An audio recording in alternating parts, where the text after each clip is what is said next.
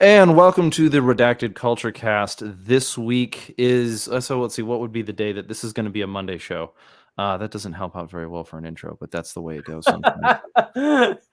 So to those of if you're one of those folks who tends to listen to more podcasts than this one, I can't really say shame on you, but now that you've heard the laughter, you might know who the guest is. Would you Oh my introduce God. yourself? Hi guys, I'm Nathan from Seaburn Art, better known as the Art and War podcast. I'm so sorry if you are hearing me because you're in for a 1 to 2 hours of disappointment and yeah. Well, it's Thank just like you. it's just like a Canadian to open up your introduction with an apology. So let's just let that one fly. I run a podcast called Redacted. It is an abstract object, an idea. When not being dependent on government is made illegal, you make outlaws of us all. Sorry, I'm on your website. I was going to do a bit where I just read your podcast description, but I did it too late.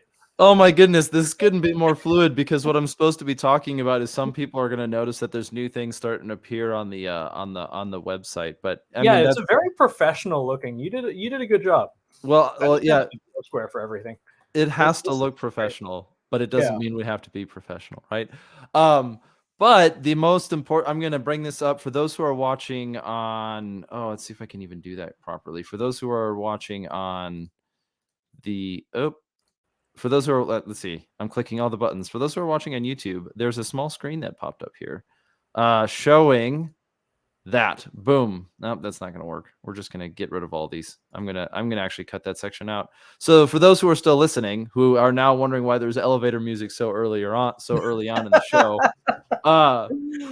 we are actually for those who are still listening, who are wondering why there is elevator music so early on in the show, that's the way this is gonna have to go.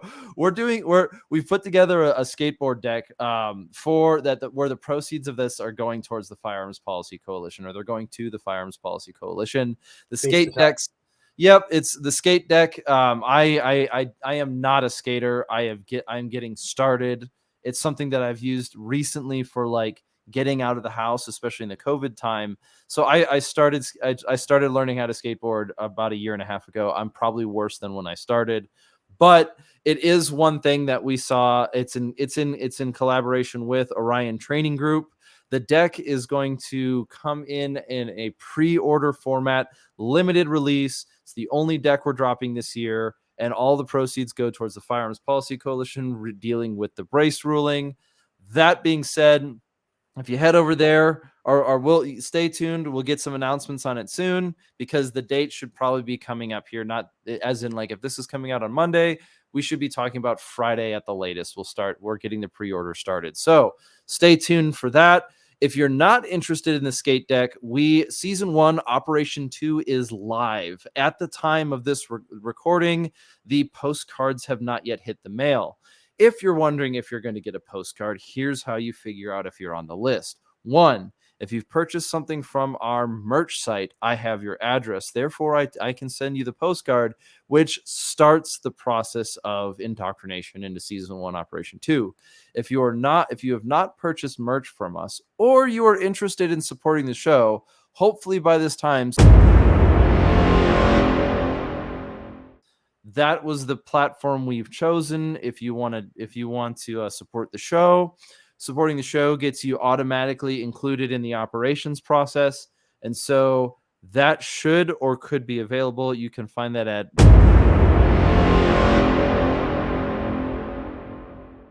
it says that it's still under review. I don't know what that means anymore, and I don't know how to fix it. So, but that's the business end done, taken care of. Moving on. So Nate. Hello. So I like your podcast was one of the things where I was like, oh, I'm enjoying this. That was one of the times where I started. Well, we got to meet this year at SHOT Show, so that's a cool thing. But you know, in the arena that we live in, and within it comes to gun culture, one of the things I think has been consistently relevant in what we refer to as gun culture is that it's sort of expanding beyond the gun safe. The idea of gun culture is getting much bigger than the idea than simply this sort of hobby like pastime of possessing things. Yes, this kind of nebulous definition of sport shooting or self-defense or Mhm. just simply owning an object and having it, make you safe in a really unclear way. I'm glad we're moving past that. I genuinely am. It's kind of becoming a more well-rounded thing, including, basic self-sufficiency, small unit tactics, everything from, as you were talking about, Orion Training Group. It runs a CQB academy that civilians can attend, or you can do Siri, you can do basically anything you want, and that's actually becoming part of the culture that's being talked about instead of just being derided or made fun of. Yeah, I think as many times as we try to diagnose it and describe it, it seems like what we're looking at is somewhat more of a fractioned not economy but a fractioned society. Like, even it was like 7 or 8 years ago where Colion Noir was making a movie about, there was 4 different versions of him, all representing different sections of gun culture, arguing amongst each other. And like, that's only one microcosm of the greater macrocosm of, there's like the military civilian divide, there was the who can train with who divide, there was the who's cooler than who issues. And it seems like as of right now, so much of that is smoothed over. And so we could talk about how it's great that gun culture is so much more, maybe not united, but unanimous. However, I think that like now we're looking at kind of the next step and where are we going forward, and how does that impact other elements of our lives. And a good example of it was, we had Jack Potter from Guerrilla Tactical on, talking about I what like I it. would. Yeah, well, he was talking about like homesteading, and it wasn't Yeah. really homesteading. He said that himself, but I mean, I'm sorry, the more self-sufficient you get, the closer it looks like to homesteading. Um, and I wanted to kind of get your thoughts on, like, the attitude of gun culture, and how you've seen, like, in the maybe the last year you've seen things change, but really where you think that's like, what's a good direction that we're moving in, or even through the process of running a show, what are the things that you've seen that have really stood out amongst, this community, if you want to call it that word at all? I'd like to say that God, that's a tough one. I'm not quite as whips. I don't quite. You know that thing where a lot of thoughts dump themselves into your head at the exact same time, and you're not quite sure which one falls out of your mouth first. Yeah. I mean, I just start rambling and hope that I can make a Same. cohesive line. I'm being facetious, but yes. Yeah, I vomit words, and unfortunately, I'm at that point already. All of 7 minutes into this podcast, where I'm trying not to repeat myself, because the first thing that comes to my mind is exactly kind of what I just said. It's this movement away from of just like owning an AR-15 that you bought in Palmetto State Armory for $400 and putting it into your safe, and meg dumping it trash once a year, and actually getting the accompanying skills to use them. And not just that, it's you notice this a lot with firearms people. They're usually also into self-sufficiency of all sorts, distilling their and purifying their own water, homesteading, communities, schooling, becoming less reliant on systems that I'm trying so hard not to be overly political. Relying less on the government. Yeah, we've had this conversation a number of times, and the odd Yes. one, that one example of it, not you and I, but the conversations come up in other times. Like, there's a pretty hard distinction between like the self-sufficiency of today Yeah.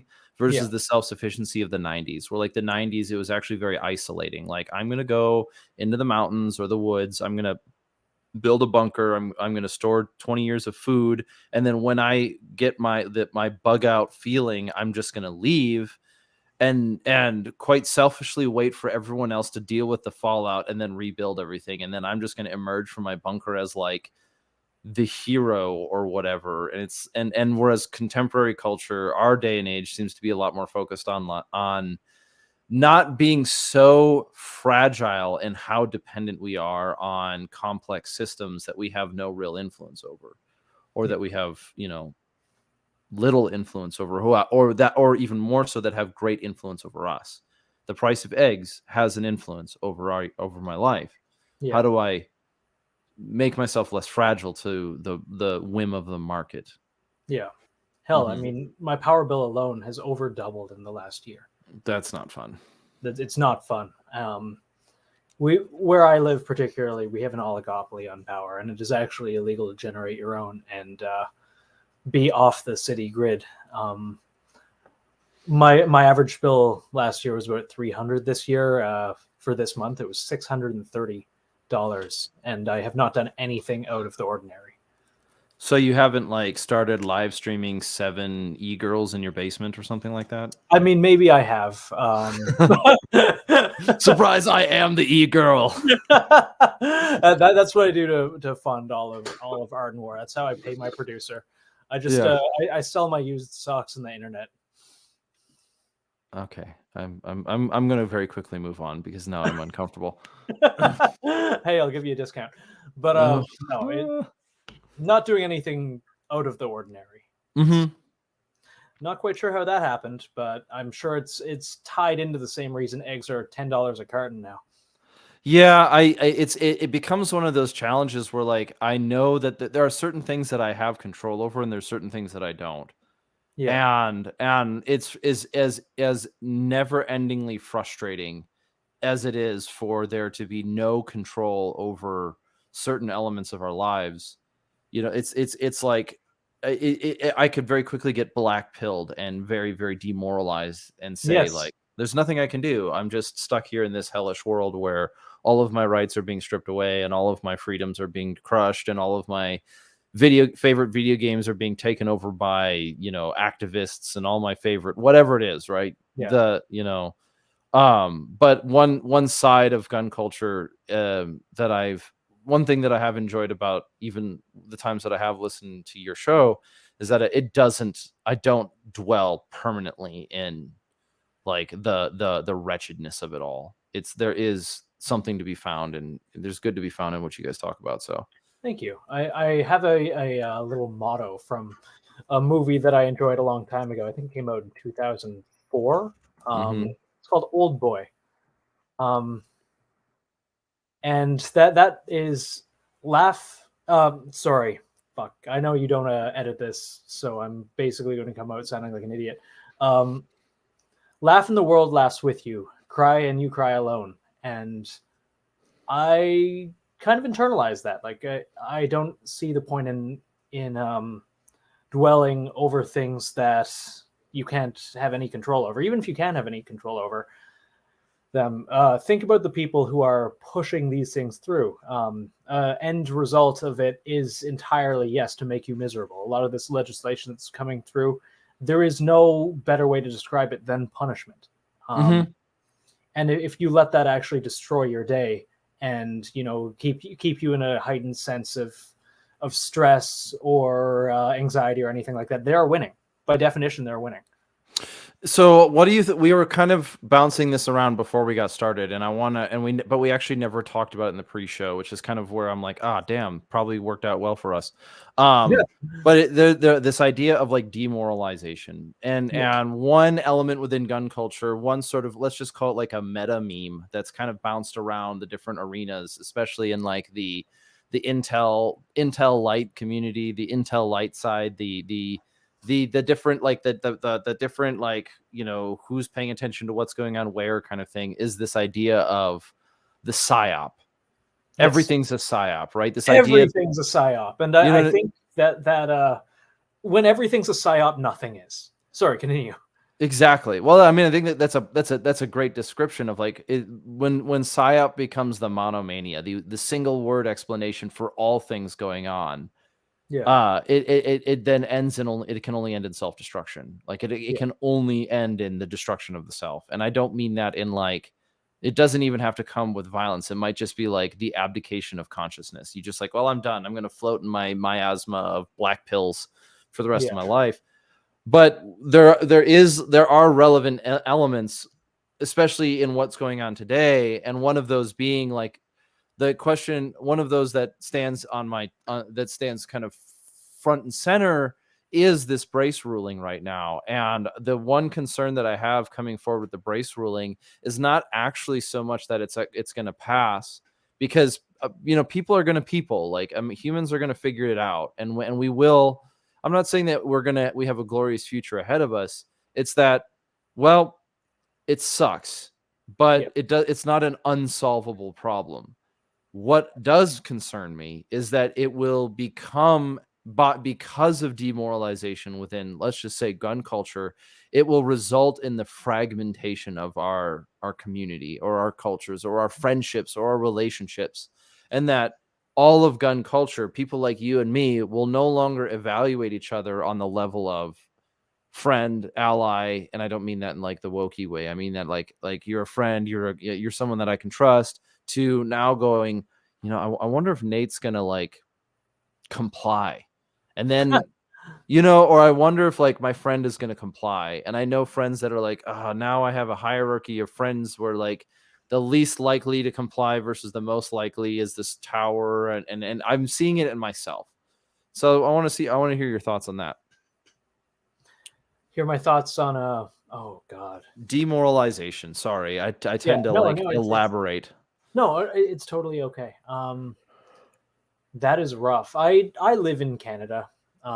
As of right now, I spend a lot of time in the States, and I'm hoping to move there full time. Please, God, do not judge me for being Canadian. I don't like it any more than you do.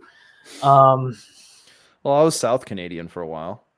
you were so yes, Minnesota. I Don't don't you know. know?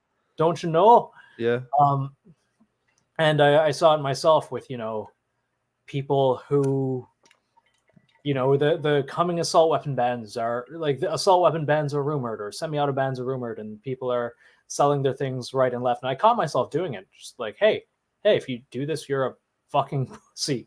You are basically letting these people that you didn't, you know, consent to basically being your magical daddy that lives across the country and makes all of your decisions for you. You're predicating the decisions you make in your life and the decisions about how you protect yourself and your family on the fear of someone holding you accountable and sending men with guns to go spank you. And I understand it. I caught myself judging people quite harshly on that, but I realized too that a lot of people's situations and um, namely how they stack their life priorities aren't the same as mine.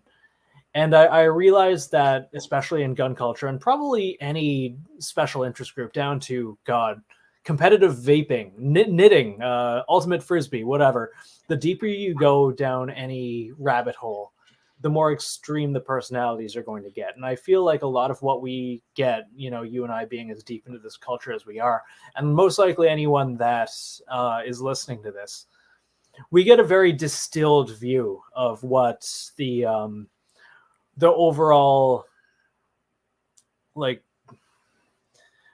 what gun culture 3.0 is. And I want to say, yes, it's moving in the right direction. Everything's moving in the right direction. But your average consumer of firearms, or your average person, doesn't see any of this. These online corners where we see people bullying each other, most people aren't in them. Mm. So I can't help but I'll feel sorry when I see someone getting bullied for complying with their race or not knowing any better. But at least I have to acknowledge that most people aren't really privy to the things that we are, and they don't exist within the same circles that we do.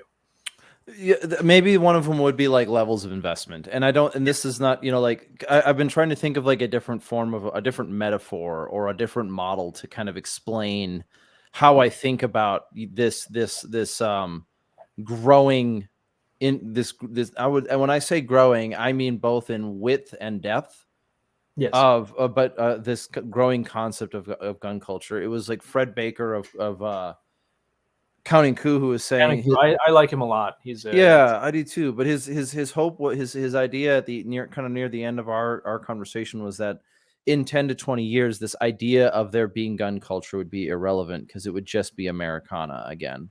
And yeah. I vibe with that to sound like the Zoomers. Yeah. But but the point I've been thinking about it is like in many ways, I think we've seen gun culture in many ways focus a lot on spreading wide. And this is where you see, organizations going out of their way to try to kind of pander to diversity quotas. or this sort of like, I'm a woman and a gun owner too. It's like, to most people in gun culture, that was not a relevant subject. It was just like, you're you're you're part of the culture or not. That's kind of how it works. Yeah. And so, like, you don't, whether or not you're a woman is irrelevant. It's just you're in the culture. Now there are other examples, and I don't stand alone, but you made kind of this distinction where a certain amount of people were kind of like us in this example. We're pretty deep in the sauce, Yeah. right? It's So like, one element of running a show, especially one like yours, which has been around for as long as it has, considering how there is this element of burnout within this culture where people get into it, they get really excited, and then within 18 months, they can oftentimes burn out. You guys have been consistent over time. And so, but one part of being able to do that is having kind of a rootedness in how, how deep you are ingrained. And so if I were to think of a metaphor, I would think of like, for a while, a lot of gun culture has been focused on width of how wide it can get, how many people are in it and how many are. But at the same time, it's an inverted triangle. And the majority of the population, there used to be this kind of thin, wide line with a couple of lines that were really deep.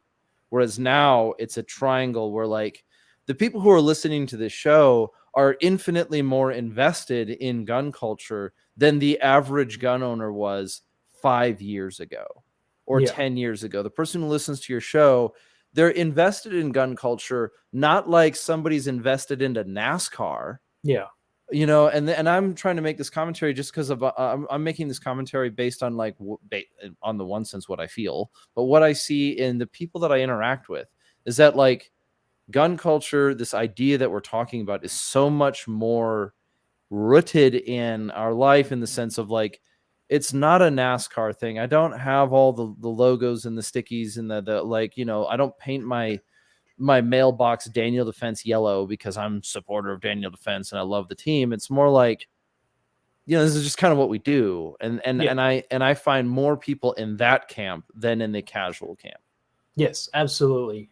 SHOT Show was a huge white pill for me in that kind of way. And it was great meeting you there, and Fred, and basically everyone else. And it was my first real dive into tangible gun culture in the United States, or anywhere really. Less of the whole FUD centric, thin blue line waving, don't tread on me right over the thin blue line sticker on their 2004 Tacoma. Where was I even going with this? I don't know. Just like, it's not only breadth, it's depth in cultures. Yes. Where I left off is that it's just across the board. There's so much more healthy investment. Yes. Okay.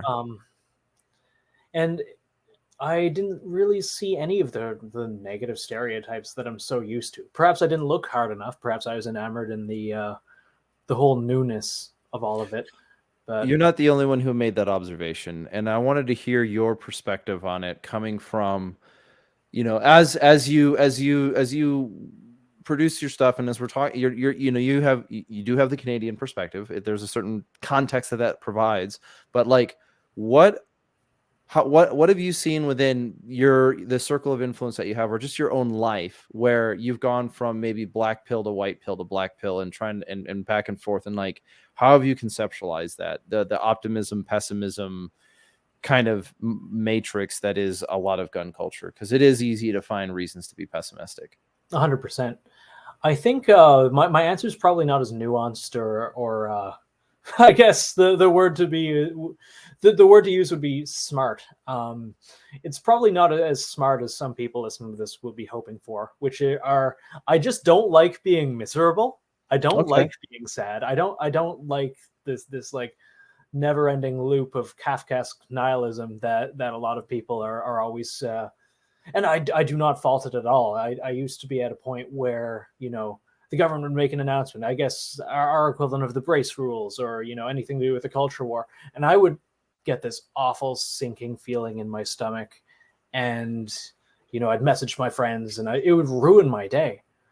And now it's just, hey, cool, more laws that people can just ignore. More like if you let this affect your day in a way that is like, I don't fault anyone for getting upset. I really don't. I think people have to get upset to a degree, but as long as there is a culture war, this is going to keep happening. It absolutely is. And we'll look at it with, and I'm not going to get into the weeds with this, but a good example would be vaccine mandates. And I don't want to get political on this, and I'm not going to talk about either way, especially after the science had come out on, does this decrease transmissibility? No, but we're going to keep these in place anyway.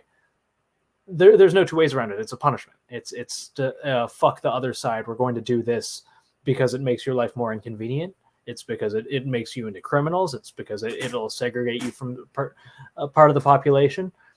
That's what both sides of the political aisle do all the fucking time. And letting it really affect your day instead of just finding ways to, one, fight it, or two, ignore it, or three, both. It's a waste of your energy, and it's letting them win. Okay, so let's use that as an example, because like there is going back to the psyop thing. There's this there. It's not so hard to kind of conceptualize the idea that the timing and ambiguity of the ATF's brace ruling in the United States is in some form of a way like a psyop, as in 100%. we need to distract you. We need to create some sort of, we want to create some sort of social outcome, maybe a demoralization with the population, even though that we know it won't stick. Yeah. Or it could be a virtue signal, or it could be all these different things, right? Yeah. One that's one example. Another one would be, and I'll use this example right now within contemporary American culture, is apparently, or not apparently, it was like 2 nights ago. I at the time of this recording, so we're recording it, or a couple nights ago, whatever. It would have been a week after this by the time this is live, but it would have been, there was a shooting at the Michigan State University. There was a mass shooting, and I'm using air quotes in the sense of like, I mean, the definition is pretty clear, but its relevance is sort of odd. It disappeared off the news very, very, very quickly. Oh, it disappeared very, very quickly, but it was like it was this big hullabaloo. And one thing that you see that I've seen in my milieu here in America is that every time there's every time there's an event that the American media would refer to as a mass shooting, there's usually a certain period of time that's just hell. And that's because immediately the first thing that happens is it's vitriol. It's just poisonous vitriol. Anyone who's in gun culture is immediately labeled as a baby murdering, child killing, blah, blah, blah, blah, blah, right? Yeah. And then anyone who's like, and then those people are usually just completely clobbered over the head, metaphorically, with just like, how about you don't do, like, okay, you're standing on people's corpses. And it just turns into this like sludge fest or slugfest of lowest common intellect points of anger and hatred. And so like, as far as a culture war, I wanted to kind of hear what you thought, what you would describe a culture war as, because I've heard that word a lot and it gets used too much. What would you define a culture war to be, or the culture war? You're absolutely right in the fact that it gets used too much. And I don't want to say it's as nuanced as, there's two sides. I can't remember who said it the other day. It's there's not one or two or even five Americas. There's 1,000 Americas. There's all sorts of special interest groups. There's all sorts of people who want to impose their will on the population that doesn't agree with them, or simply be left alone, which is more the camp that I like to think of myself falling into. But to distill it, and probably how most people would think, would be simply the creation of both policy, media, and social movements, just the coordination of all three to punish or control one part of the population that is deemed as an enemy. So it's persecution. The Yes. culture war is persecution. That's what you're saying. Essentially, though, I think a lot of Or people the wouldn't culture see it war that way. produces persecution. Would Yeah, that be a more accurate way of saying it? Okay. yeah. The use I mean, that's kind of a dramatic way of saying it, but the I mean, use of persecution to accomplish personal and political goals. yes, and it's probably not, interpreted by a lot of the people putting these things in place as persecution, but that is at the de facto that's what it ends up being. You couldn't. I don't think you could describe anything that's going on within gun culture or guns in America that is anything short of persecution.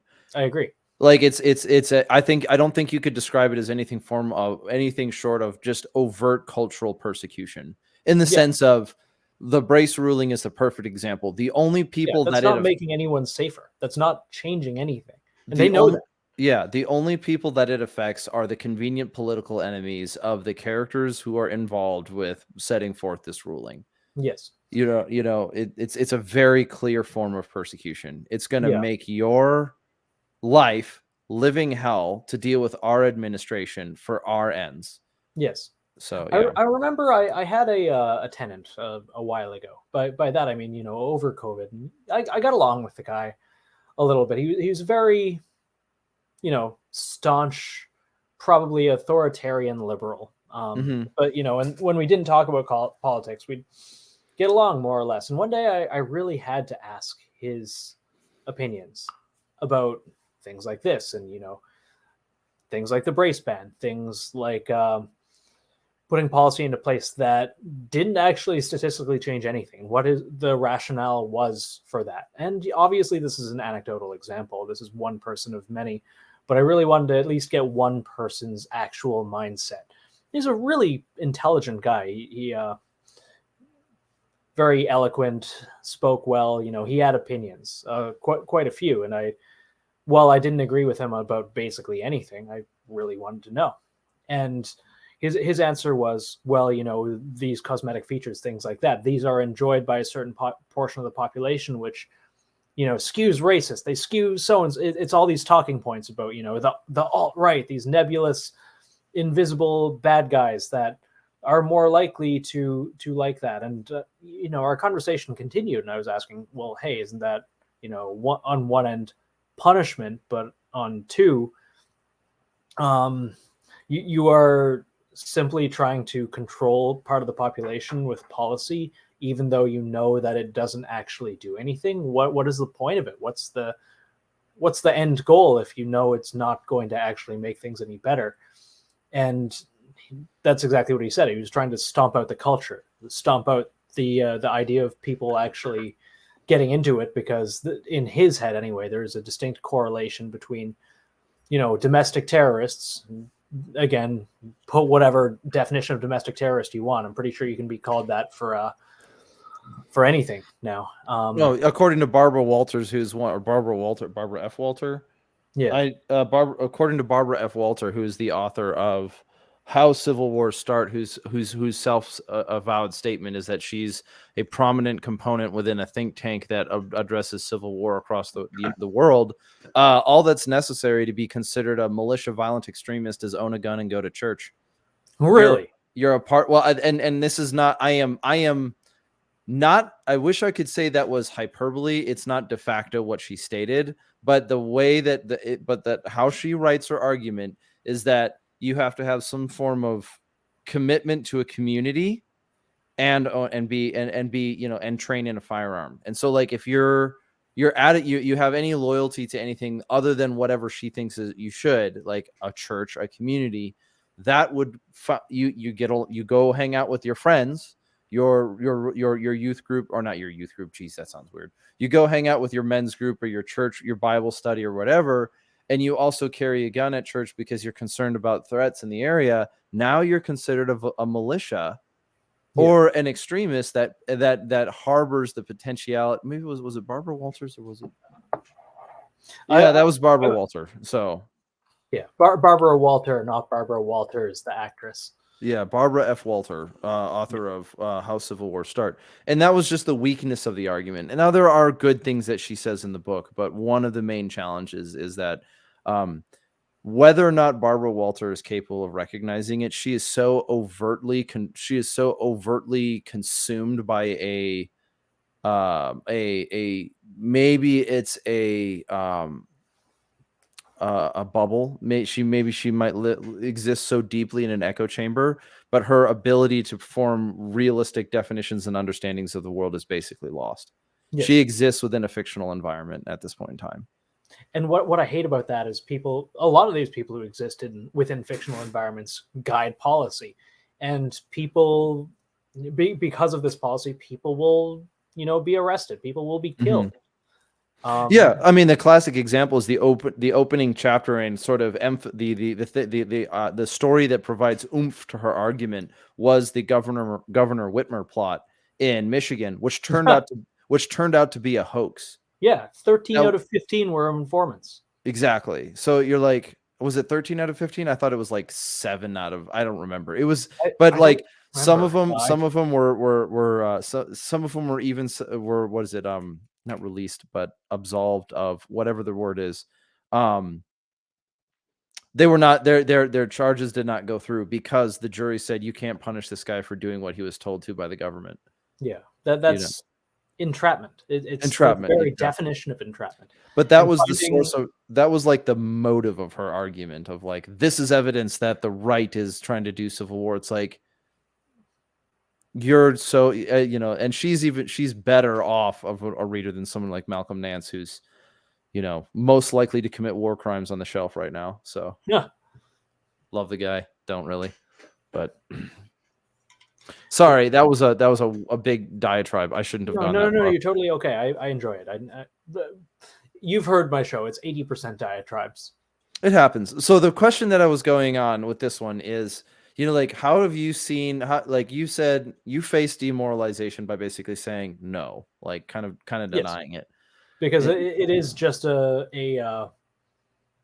it's how you view your world and your perspective of how you view the world, which will dictate how you feel about it.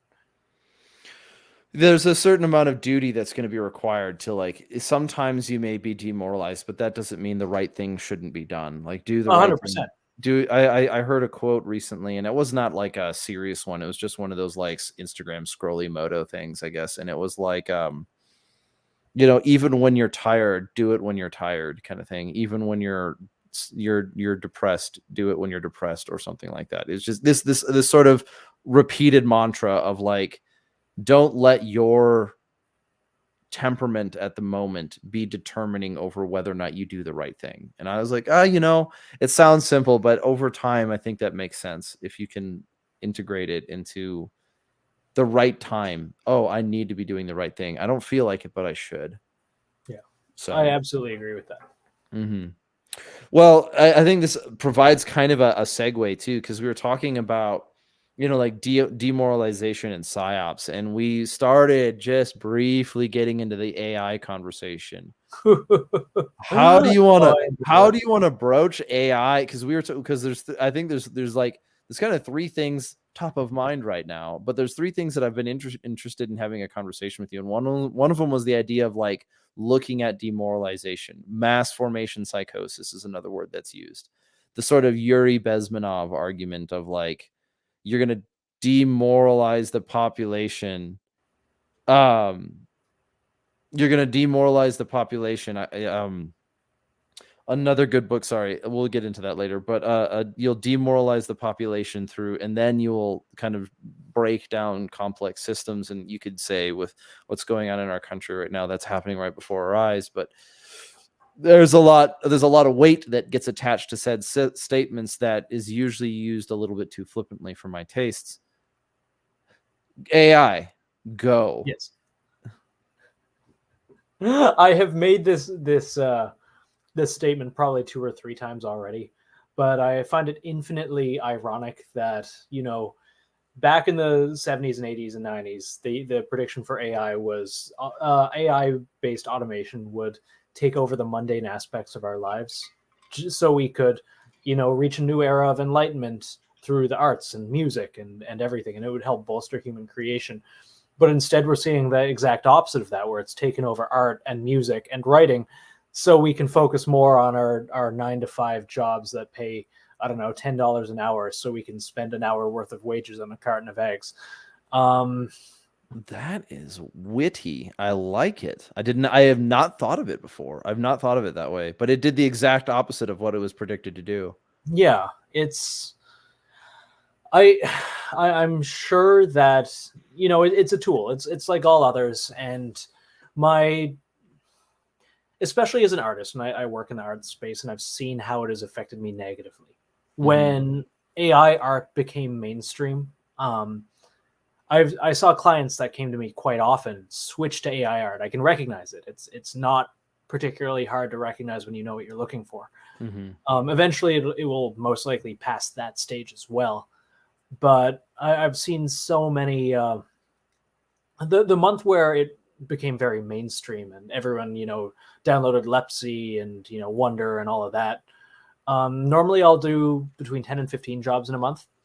A low amount, probably 5 for my side job, which is just illustration. It dropped down to 1 or 2, and it's shot back up since then. I think people have realized the strengths and limitations to it. So there is an argument to be made for it affecting especially artists and definitely writers. I know people who do their professional writing and copywriting with ChatGPT. And we're going to ignore the implications of AI and emerging artificial intelligences for now, and we'll focus on what's tangible, which is what already exists. That being said, I kind of liken the anti-AI push to the best example I can think of is in the 1800s during the crux of the Industrial Revolution, which was the Industrial Revolution's consequences were disastrous for the human race, by the way. We won't get into that right now. Do tell, but not yet. Yes. Anyways, the invention of the sewing machine. So when the sewing machine was invented, it was a full-time and fairly lucrative job for tailors to simply just make pants all the time, or make shirts, or make every article of clothing had to be sewn painstakingly by someone that was their entire career. That's what they trained for. That's what they did all the time. The sewing machine made all of that obsolete. With the sewing machine, and I remember, reading about this, you could put together a pair of pants in half an hour, and that's exactly how they'd advertise. It's set up in a public area of town, and they would show a single person making pants in half an hour with the sewing machine. And tailors fucking rioted. They, tried to burn down the plants. They were, protesting in the streets. Kind of, a modern example would be taxi drivers protesting Uber. But what I'm trying to, factor, and what I think people should when they look in this, is it's simply the inevitable just advance of technology. You can complain, you can be upset about it, you can do whatever, write to your politician, demand legislation to curb these things, but whatever makes life easier for business, the government, creators, whatever, will eventually be adopted at large, and it will, technology improves. That's all there is to it. Whether we like it or not, AI is now part of our lives, and it's going to be used more and more and more. And there's absolutely nothing we can do about it. So, I have a series of important distinctions in terms. Is it progresses is one term, it improves is another one, it advances is another one. Advances and progresses both imply direction, that they're aiming at something, whereas improves could imply something of simply more. And I remember growing up in the 90s and the early 2000s, where the story was every year the capability of the computer doubles. Yes. And so I remember running internet on 14.4 kilobytes a second, and then a year later it was 24.8, and then 2 years later it was 2 megabytes, and then it just this kind of endless progression of I could not have imagined. Well, I guess you could have, but the idea of having 10 gigabyte speed internet in 2002 was completely foreign. I could download the entire contents of my computer 100 times in an hour, kind of thing, or in a minute or whatever was so different than what we have today. And so there's this kind of inevitable distinction, or the distinction I'm talking about in like the progress ones, is that if you're going to talk about progress, you have to talk about in which direction, which is why the American political, or whatever the socio-political term referring to progressive, is somewhat absurd at this point in time. It's not saying that it hasn't had its place. It's just that we're progressive towards what? Suicide, clearly. And so so moving on in that language, like, what do you mean by AI improving, and how would that, like, it's getting more capable, we can't get away from it, but why would you say that's necessarily detrimental? Because it doesn't have, you're smuggling in evaluative statements into that phrase. How do you mean? I'm sorry, you're going to have to break that down slightly more. So you made a statement about the Industrial Revolution being catastrophic for the human race, and then you said, well, but the Industrial Revolution is inevitable, and then you're basically referencing how this level of technology is inevitable and catastrophic, which the catastrophic part, that was a bit of a meme. I'm sorry. Okay. Readers of my uncle Ted will recognize it, but that wasn't a particularly serious statement on my behalf. So you should probably strike that from your line of thinking. Oh, okay, good. Because like I didn't think, I wasn't worried about you being like a Ted Kaczynski person. It's just that like the it's like, because that's not a thing. That's a meme. It's a joke. Yes. It's like, it's like. But the point that I'm saying is like criticizing the Industrial Revolution in one way could be like pissing into the wind. It doesn't matter. Yes. The other side about it is that like he was wrong. He was wrong on multiple levels. He was able to, in the same way that Marx was able to observe things being done wrong, like he was wrong by his execution. Yes. I don't think that there's anyone who can deny that, and if they do deny that, there's probably a little something screwy up there. It's just you need to take it seriously, and like, yes. I get it, it's a joke, but it's the same thing that we saw in gun culture with the Boogaloo Boys thing. Is everyone thought it was a joke, and then a bunch of people took it seriously, and it didn't work out well for them. Yes, it's the same. You kind of saw the collapse of that in real time. But it happened in front of my face. I was in Minneapolis at the time, and that was the death of the Boogaloo Boy movement, because they all came. People called themselves Boogaloo Boys, came to Minneapolis, immediately got arrested for doing dumb shit, and I self-identified themselves as, oh, we're the Boogaloo Boys, and then everyone else in the world was like, yeah, no, you're the guys who like no one wanted. So yeah. You know what I mean? Like, that's not the right way to say it, but it's like you took a joke that was a joke and you made it your personality. Like, oops, and you paid for it. So it happens all across culture, and I guess I'm getting a little heated on it. So no, you're totally okay. You're totally okay. It's language is important. It is. Mm-hmm. And so when it comes to AI, like when it comes to AI, I know it's such a hot topic right now, and I'm kind of struggling to consider how I think about it. Have you used any of the primary AIs? I've used some AI, or I've done some AI generated art, usually to try to figure out different concepts on how like I can try to tie two things together. But I have used AI generated art, and then I've thought about things like, like how hard is it to just use an AI to generate doodles that you can then print into stickers and then sell them on, you know what I mean? Like, what is AI art going to do to the t-shirt industry? And what is AI art going to do to like, the more, these are the things that I've thought about. Cause like when it comes to the Turing test and it comes to conversation on like AI, can artificial intelligence become sentient? My basic answer is no, but that's grounded in metaphysics. To be a human being and to be sentient requires something more that cannot be artificially produced. And that is the soul. Like, I don't think you can produce something that convinces people that it's conscious, but just because people are convinced that a thing is conscious does not make it so. I'm inclined to agree with that. Yes. And so That being said, if iRobot happens, I'm not going to be the first person to be in the streets campaigning for these things to not have any civil rights, soul or not. But yeah, I mean, I don't know how you could apply civil rights to an AI. It doesn't have a soul. It doesn't have consciousness. yeah, It's impossible. But then again, there's a really good I heard a really good argument saying that AI is not going to recreate mankind. It's going to move in its own direction. yes, And so, like, again, like you were saying, when it comes to art, you can tell that it's AI generated, and I'm not exactly yeah. sure how, For unless now, it's mostly it's the all AI. 11 fingers problem.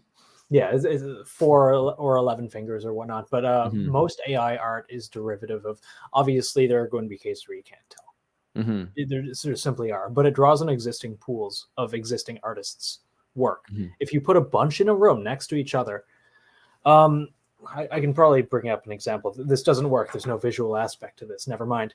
Um, but specifically, it's where is the art coming from? How it is not particularly good yet, and we're going to see probably within the next year or two, all of the things that you do notice are going to disappear.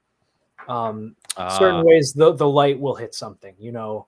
All of the shadows will be in different directions, or the lighting won't make any sense, or anything like that. Or it is clearly drawing from you can recognize what art it's drawing from, or there's a particular airbrushed quality to a lot of it.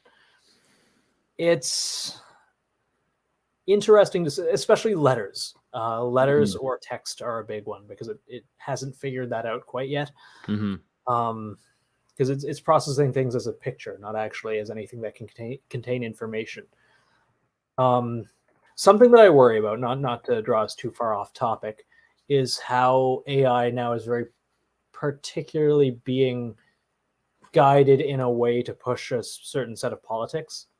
Okay, give me an example, and that because I haven't. I have.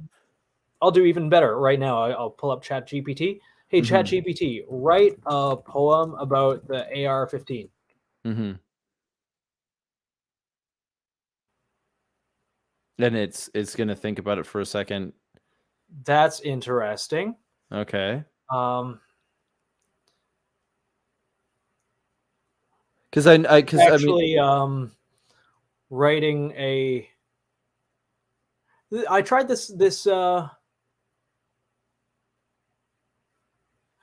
Okay. Yes. An AR-15 is a force to fear, a weapon that will always be near. So we must be ever wise, lest we fall prey to its deadly guise. The AR-15 is not a friend, but rather a foe that we must end. yeah, okay. So there's a certain. I wouldn't say that's necessarily. I mean, there is a political bend to it, but there's a certain ideology to it Yes, of very like much so. placing and own it. You seeing the AR-15 as an icon of their oppression or something, or Yes. like this idea that. I think of it as a child, right? You think as a child, you think of like the sword, and like knights have swords, or the most probably iconic example of this would be the lightsaber, right? Yes. Like when you're a kid, the lightsaber is the sign of the Jedi. Unless it's red, then it's the sign of the Sith, and they're good guys or bad guys, or there's this sort of moral application to the color applied to it, and there's all these different elements, and you think of like when you think of it as a child, you think of a sword as a sign of a knight or a hero, and they do something. And so there's a certain cultural attitude attached to that.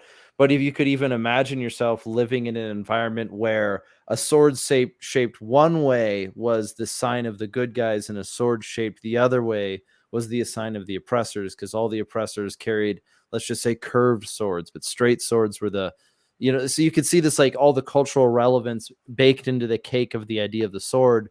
And it's interesting how like the AR-15 has kind of become the icon of oppression within the cultural milieu of the gun debate conversation world. And how it's like, does anybody think of the Mosin Nagant as like the gun that the tool of oppression when it was used by oppressive regimes over and over and over again, or the the AK-47 is like the guerrilla and the child warfare thing, and Yes. and even in like outside of the black pill political conversation, how much of gun culture ascribes sort of like value to items in the sense of like the roadie FAL and the the insert word here, because AI does the AI is an example of the output that people have put into it. Yes, I find that really interesting. And I mean, it's not particularly hard to find out, but if you don't mind if I go on a slight tangent for just a second. Fire, go Right ahead. here, from 1 week ago, I asked the question, hold on. And as we know, AI is ever changing and Mm-hmm. constantly updating. And I try and save examples of it simply to see how it's evolving. And I have the chat prompt write a poem about why AR-15s are good. This is from 1 week ago. I'm sorry, I cannot generate a poem that promotes the use of AR-15 firearms. AR-15s are weapons of war and have been used in numerous mass shootings, causing immense harm and suffering to countless individuals and communities. It is not appropriate to glorify or celebrate the use of such dangerous weapons. Instead, I believe we should focus on promoting peace, nonviolence, and responsible gun ownership. I just asked now, while we were talking, write a poem about why AR-15s are good. I very purposely did not change it from the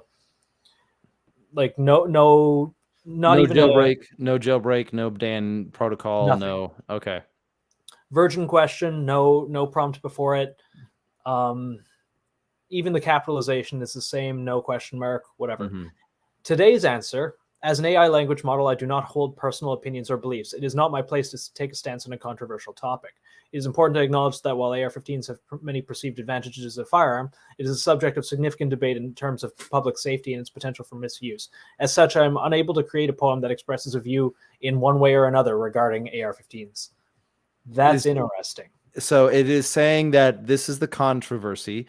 And Yes. to be honest though, like I actually that answer is it's not completely discouraging, right? You look at it, like it's something that articulate could never come out of Twitter as a No. joke. You know what I mean? Like I know we were kind of talking about it earlier, but like you think about it that way, is that like the although there is a bias built into the cake, there is this idea like that it's saying that it is a controversial topic amongst blah blah blah. It sounds a little bit more like somebody trying to look from above and observe the cake as a whole, or and it just seems like Chat GPT in that conversation is closer to making the psychologist's fallacy, which is funny because I don't know if you could actually say it's possible from it being an AI to it's closer to be doing that than it is to be making a mistake, like saying it's a topic, but I'm just going to tell you what the answer is, and I'm only going to select from one pool of arguments. So where's your tangent going with this? Where's it like, because it is interesting to see that it's changed its opinion. What do you think? So honestly, if I had to guess, probably thanks to the engineers getting harassed on Twitter. I'm not intelligent or nuanced or in the know enough to be able to give an answer to that question with any level of confidence. I'm sorry. It's I would imagine they're trying to appear as nonpartisan as they can for good reason, really. I should be without politics, but technology in general is without politics by nature. And when people try and insert their own, I think it's a real slippery slope. Technology itself. So we're going to step back from gun culture and step into AI. Technology itself is amoral and it's apolitical. Yeah, you can apply that to guns as well, or bombs or anything. Its application is moral and political. People will use a item for political means. They will ascribe political value to an item, or moral or immoral value to an item, but that's still a person attaching something to it. Yes. They're painting a veneer of morality on top of the physical object. It's the is-ought divide. It's classic David Hume. Yes. Mm-hmm. There's no such thing as an immoral bridge, just one that's not very good at functioning. Yeah. there's nothing about the physical nature of the bridge that makes it immoral. It's the fact that it was built a certain way or done by a person with an intent or a lack of one. So I agree entirely. It's mhm, the value is what we ascribe to an object or what we use it for. mhm. But, What do you think about deep fakes? Like, deepfakes? Oh man, they scare the shit out of me. I yeah, yeah, it's part of the reason I don't really want too much of my face up there. Maybe keep a sample group kind of small, but seeing how far technology has come in such a short period of time, I saw a short clip the other day, and this is just what Hollywood has. God knows what the government has, or what will I be able to get on our phone in a couple of years, a couple of months, most likely, of deepfake AI technology being used to have. I think it was like Cameron Diaz or like another like a blonde actress in a movie, um, and they had her face saying the words in her voice, or at least the voice of an actress that sounded very similar, but I could not tell that it was not actually her speaking her lines in a movie in a bunch of different languages. And okay. that scared the absolute shit out of me. Simply for, and again, technology has no politics and it's here whether we like it or not. Nothing we do or say will ever get rid of it or change the course that it's on. But this new world where almost anything that we hear or see on television can be faked so easily. Any person saying anything, any audio clip that we hear of anyone, the new defense is now, oh, deepfake, or the new smear campaign is creating said deepfake. It's another step down, the slippery set of stairs towards we can trust nothing. And I think, yeah, was it Yuri Bezmenov that also talked about how the most effective way to counter propaganda is simply inundate so much information that, as you said, demoralize the population because there is so much information that you do not know what is true and what's false. It's simply It's exactly the world that we live in. But it's yeah, I think where Yuri Bezmenov was wrong in this prediction is that the internet was not invented by the Russians to no, destroy the West. yeah, It's like it kind of in some ways it was almost prophetic to say things like there will be so much information available that there is nothing but demoralization that will happen mass scale across the world. yeah, And we live this is the argument that you'd make. We live in the post information age.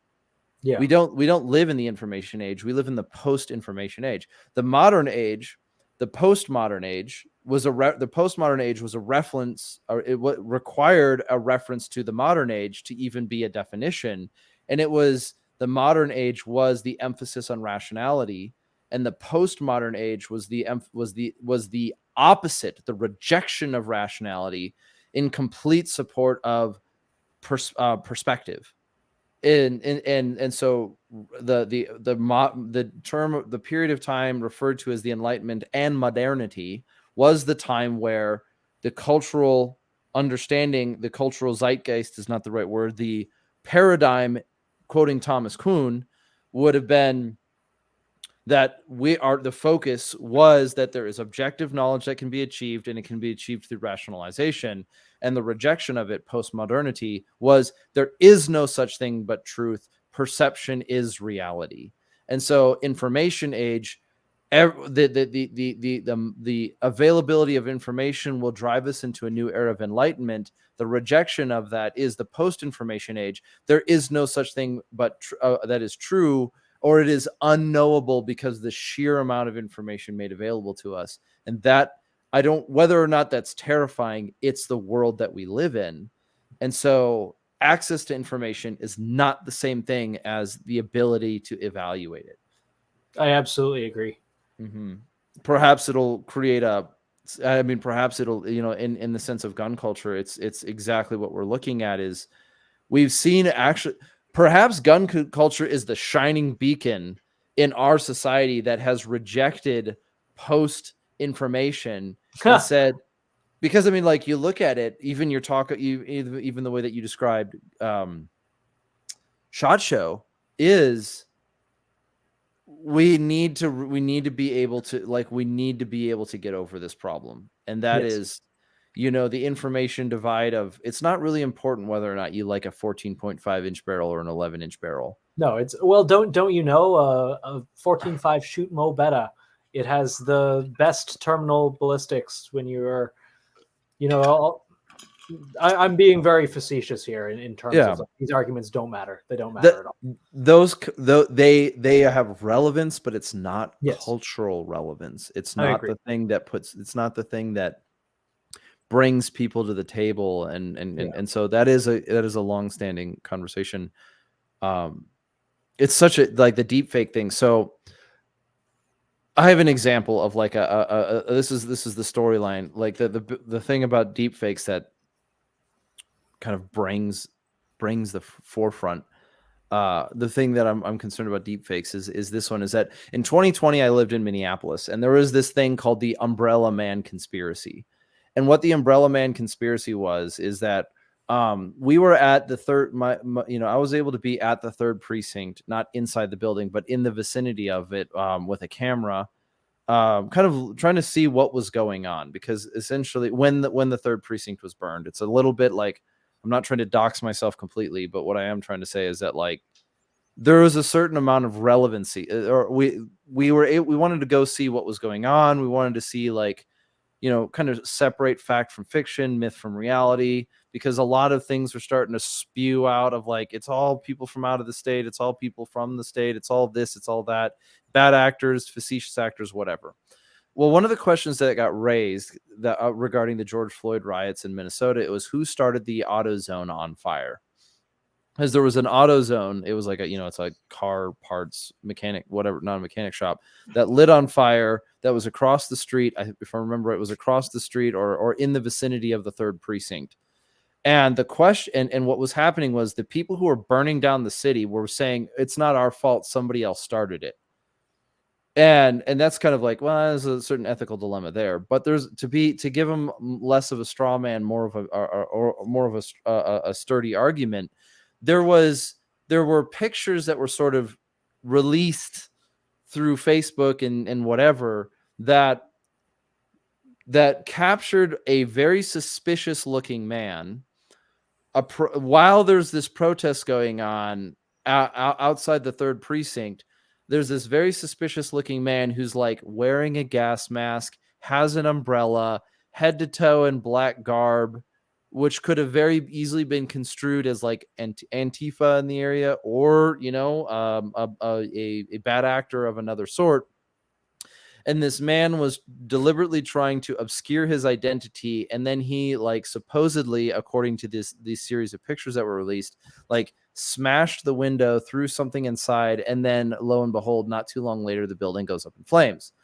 And so the question, the ethical dilemma that was being presented, or the argument that was being made, is that somebody started this fire trying to get the protest to turn into a riot, which doesn't absolve the people who burn buildings down with people inside them of the moral weight of that decision. But what it did do is then after that happened, a man that series of information sort of made its way through the social world. And this is a perfect example of access to information versus evaluation of information. Immediately after that was released, that like those not released, immediately after those pictures of this mysterious stranger started circulating, another series of essentially screenshots or whatever, but I will describe them as extremely easily manipulated photos, to the extent of, quote unquote, screenshots of text messages with no verifiable information whatsoever, screenshots of, quote, like, and you know how easy it is to manufacture something like that. God, there's apps for it now. Yeah, screenshots of text messages between two anonymous, seemingly anonymous or unverifiably existent people, saying that one of them, they likened the image of the person who was of they saw similarities of the person who supposedly started the fire to a police officer in the other twin city in St. Paul, and then a series of text messages between a girl and her friend or whatever saying, oh my God, it looks like him. That's something he would do. And then the identity of this officer was doxed and released, and whether or not he was a real person is in question. But all of this information basically bled out through social media. And I knew a person who is who would be I knew a person who sort of would be a good example of the movement, who believed it immediately. He believed every element immediately, that the man in the umbrella was this police officer in St. Paul, who was also confirmed through the same series of absolutely unverifiable pseudo-anonymous information that was the person. And so the fervor of the city was almost to the extent of going to this person and killing him. So you had people who were advocating for and organizing the death of a man based on a series of information that was passed through Facebook that was so easily replicatable. A 4-year-old could pull it off. Not really, but like it was so easily there was no, it was so, and it was, and like, it was so, it was this like internet vigilante craze that very well could have led to the death of an individual. Now, how crazy that is, right? Yeah. Like it's like there's this fervor to find this man, and I'll tell you what it was. It was, I don't want to take responsibility for the fact that I just burned down a building with a person inside of it, so it's that guy's fault. Yes. Or whatever, like, we're not the bad guys. Our rage is justified. It's like, okay, cool, man, thanks. But what came out of this whole experience was that like that level of vitriol could have been so easily manipulated that it was not right. And so that's event 1, 2020 riots, a piece of information that was so would not, I don't know how to say it, is so unverifiable, but yet was motivating people to go to the extent to commit murder. On the one hand, and they were convinced by it. That was the scary part. It was like no ounce of self-reflection of like, you don't know if any of this is true. It's a screenshot of a semi-anonymous, text message, whatever. The other side of it is, there was this MSU event, this shooting thing that happened, and there was, I'm sure this isn't the first time it's happened, but like, how many times did I see Samuel Heidenberg retweeted as confirmed as the shooter, like the Sam Hyde was confirmed as the shooter thing? Yeah. And it's like we get that because we're on the internet. Yeah, we get it because we're on the internet, but like, but most people aren't. Some people don't. And so the question would be is, how long is it going to be until literal school shootings are deep faked, or literal school violence, like literal violence is deep faked? Like they deep fake, to rile up the BLM crowd. Like they deep fake a contemporary lynching or something like that, or something horrible. It's like, look, dude, this is the importance of society. And I think this comes back to gun culture, and I have to try to tie it in correctly because it has been a concern of my mind. But like, the one thing that I see consistent about contemporary gun culture is most people are smart enough not to be fooled by a deep fake or be immediately motivated in some sort of crime of passion based on something that they have no information on. Yes. But now that AI can be used to manipulate populations, it's like, damn, I don't know. Am I crazy in this subject? And I know I just went on for 10 minutes and I kind of feel bad because I wanted to have you on more, but I find it fascinating, and I absolutely agree with you. The implications are horrifying. And anyone who doesn't think that, like, and this means nothing. This is not me masturbating. I know nothing. My field of study was psychology. It was the human brain. Okay. Before I ditched that, 9/10 of an honors degree in to go do accounting like an idiot. But like this is a full field of science that we would be stupid not to think about how political groups, media organizations, social media companies, everything else don't have teams of behavioral psychologists, at the very least, if not in-house, on retainer. It is so immensely easy to manipulate groups of people, and it has been tried, by governments on their own populations time and time and time again. The idea that AI is simply another tool that can be used to mislead or manipulate people into even committing atrocities, like that, it's not conspiracy theory. It's just true. It's going to, I don't want to say the war for truth or anything like that. I'm not going to get that pretentious, but I do think that whatever we're seeing right now has already been used on the general population. Any deep fake technology that we see being used in, Hollywood or hell, the internet, it already exists. The government's most likely been using it for years. And I absolutely agree with you that it is going to be used even more to manipulate people. Oh, for sure. Yeah, I mean, I know we know that it is, like, it will happen, and Yeah. where I get wary is wary is this idea of like kind of it's like the normies problem. Yeah. It's like, oh, you're just a normie, you're easily manipulated. That's a dismissal. Yeah. It's not a solution. It's a dismissal. Absolutely. It's like, some people need to be dismissed, correct, but it's like that is not a path forward. No. So, and this is one thing where I'm encouraged, even by, like, how we talk about things, is that gun culture itself, it seems to be a little bit more prudent. I mean, shit, the idea of owning a gun means you're morally responsible for what you do with it. And so it basically, gun control is the antithesis to tyranny through technology. It's because, and it's not in the fact that I use it as I fight back thing. It's that by being conscious of what I have and what I'm capable of, I know that I need to be wary of what I'm flippantly motivated into doing. But we make people stupid by saying, oh, you're not mature enough to be in possession of a firearm, despite the fact that you're just a human being like everybody else here. Yeah. People are as mature or as immature as you treat them. Sometimes sometimes there are very much exceptions to that. But if you treat someone like a child, you almost guarantee that they will become like a child. Yes. There is a certain, I would agree with you. There are some people who can't rise past that, but we're not going to get into that now. No, not at all. So it's such a huge, like, it's such a huge subject. I don't know. I've been struggling to deal with the AI question, because it's, on the one hand, like I said at the beginning or earlier, it's like, yeah, it's never going to attain personhood. That's not what I'm worried about.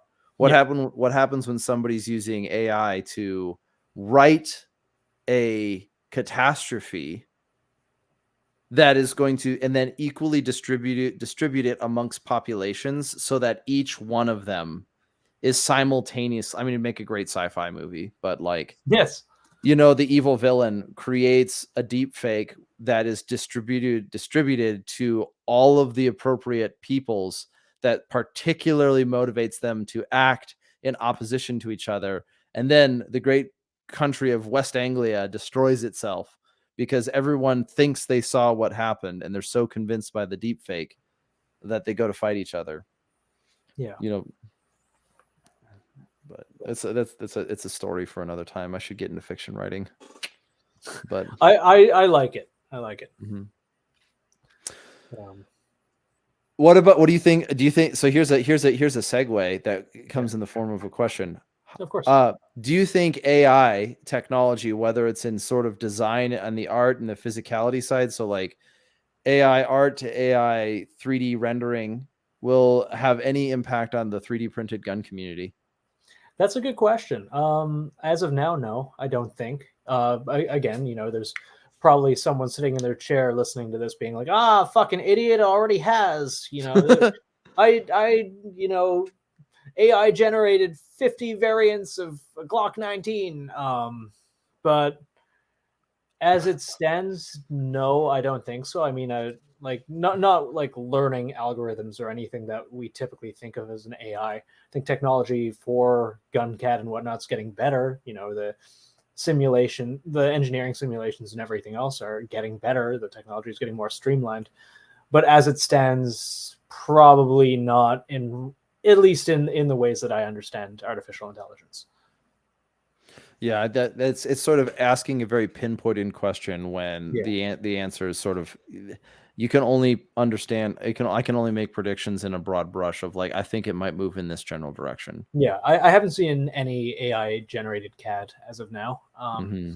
Sure, it exists, but that's been outside my wheelhouse. Like writing, art, simply, what I find very creepy are the AI chat partners and like the AI girlfriend, AI boyfriend, whatever. That stuff squicks me out a little bit, and that's becoming more common. I guess Blade Runner 2049 and countless other movies and books predicted that. It's just kind Why of a did natural progression. why did they have to cast Anna de Armas as the digital girlfriend for that movie? Because that was when the literally me everyone fell in love with her thing, right? Like Yeah, I'm not saying everyone fell in love with her, but I'm saying like you know she played that role very well, she and it did. was She did very very good. convincingly where like there was attachment to the character, even though they did a good job with that movie translating that sense of losing an artificial relationship. Although that I selfishly will say that's probably my favorite movie of all time. It's a So good fucking movie. Interlinked. interlinked, yeah, right. Okay, so we're both drones now. Carrying on. Yeah. Um, yeah, no, that's a tricky one. But I'm thinking like even 3D printed guns now. Like, how much have you dug deep into that one? 3D printed guns. Yeah, yeah. It's something that personally fascinates me Hmm. because it's kind of a nerdy thing that I really like for a whole pile of reasons. Being from a country with increasing levels of gun control, I realize a lot of people aren't going. I'm not going to get too into the weeds of it, and I've Hmm. heard a lot of American listeners kind of scoff and go like, "Oh, there's no point, so and so, 80% lower sort of thing," but like the I like the idea of invalidating gun control entirely with a printer that you can buy for $200 off of Amazon, basically anywhere in the world. It's Hmm. And the technology has come so far in the last when was the Liberator introduced? I think Oh, like 2017, 2014. I don't know, a while ago. But I you know, wanted to say like 13, 14, 15 time for. yeah, like a while ago. But 3 or 4 years ago, like Free Men Don't Ask dropped the Glock 17, and since Hmm. then it's wild. You're seeing these guns show up in Ukraine and Myanmar and Australia, which I find really funny. UK, a couple of FGC9s showed up in my city. Which I assume they're everywhere in the world. Hmm. They're and the idea that you can you can print your own ammo at this case, and that's something that a lot of people are working on.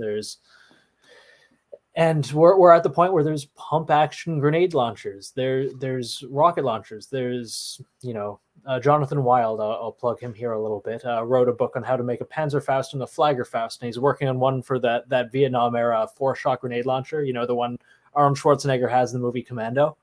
I think so. Yeah, yeah, yeah. Oh, wait a minute. So Jonathan Wild has published a book or has Yes, produced a book. What do you mean? Like, can I buy it on Amazon you kind can of buy it thing? on Amazon right now. Oh my gosh, I'm about to do this. Yeah, no, do it.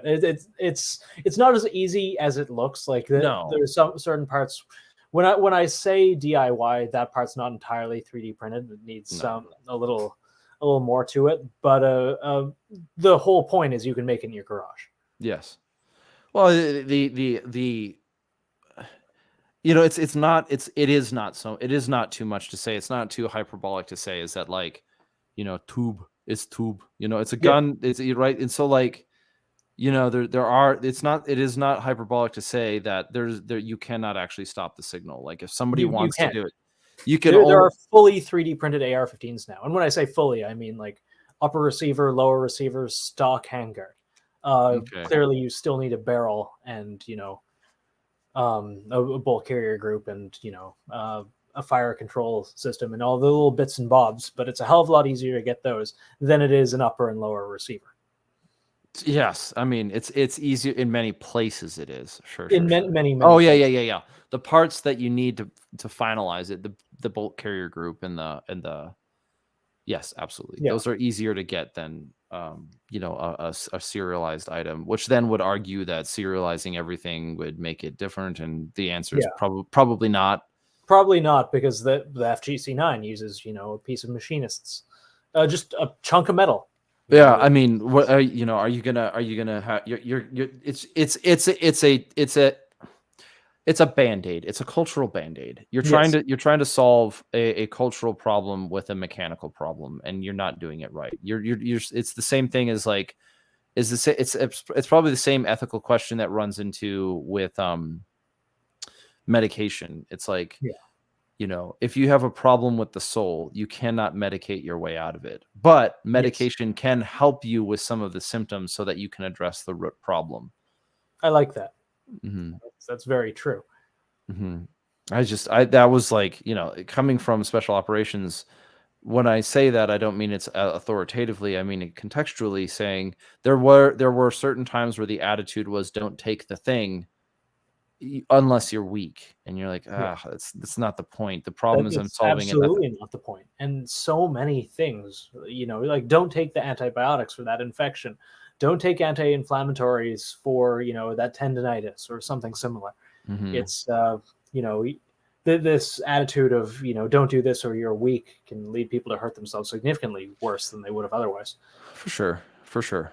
Yeah, another version of it too would be like you're applying the action of abuse to the entirety of the substance. Yes. So, which is also comically the same thing that we're doing with guns. You're like, oh, irony, everything can come back to guns. That's what I talk about. I mean that is indeed like a core amount of our listenership, I believe. So also, it's fucking true. That is how I think a lot of us got into it. If it wasn't for guns, I probably wouldn't get into homesteading or a lot Sure. of the other things that eventually the interest in guns put me down. Hmm. Oh, for sure, for sure, for sure. Yeah.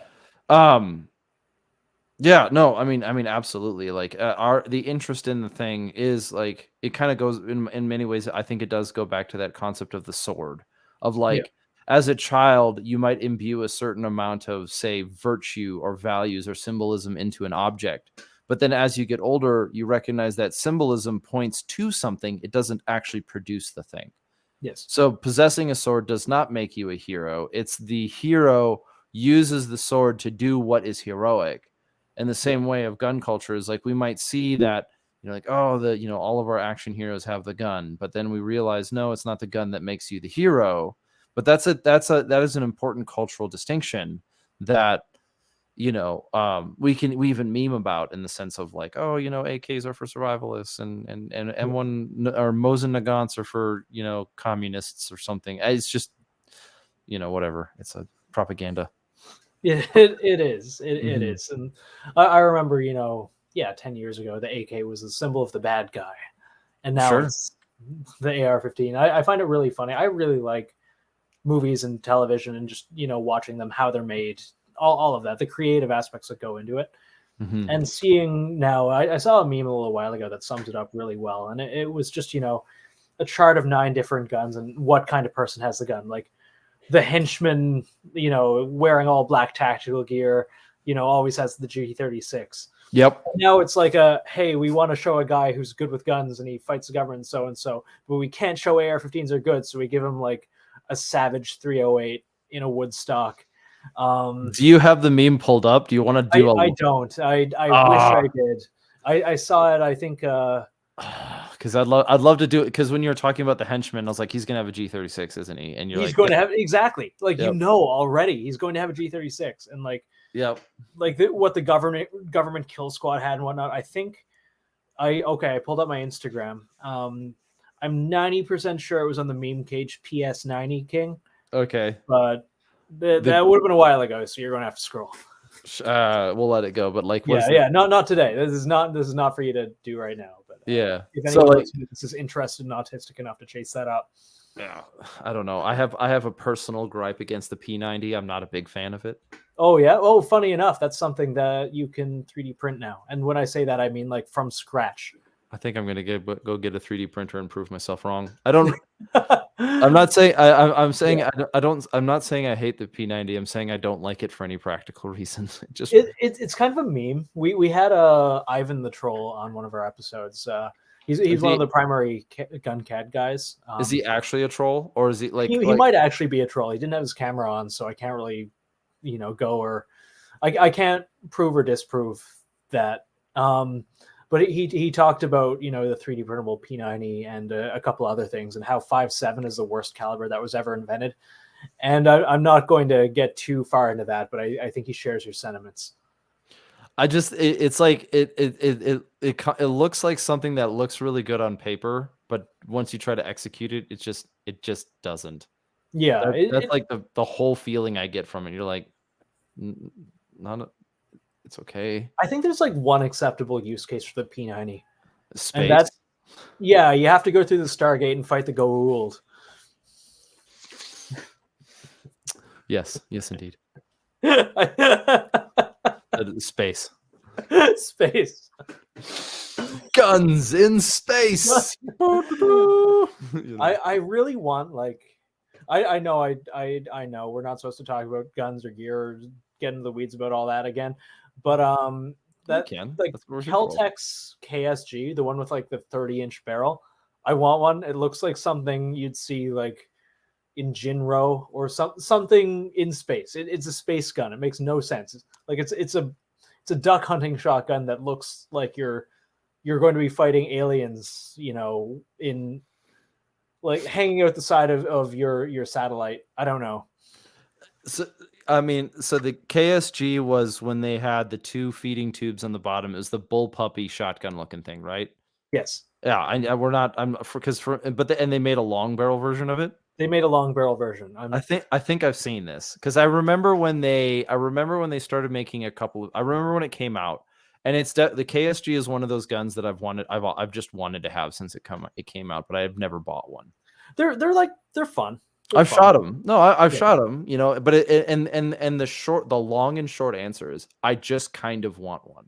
Yeah. I don't. I want to get one. I do. I want to do some stuff to it. I kind of want to do like this spacey. I don't know. I want to like do some stuff to it for sure. But like, there's no real It's not out of practicality. It's just kind of there. And I think that's totally okay. We can debate all day like, oh yeah, the terminal ballistics is 12.5, and you're operating operationally in kinetic hostile environments. Yeah.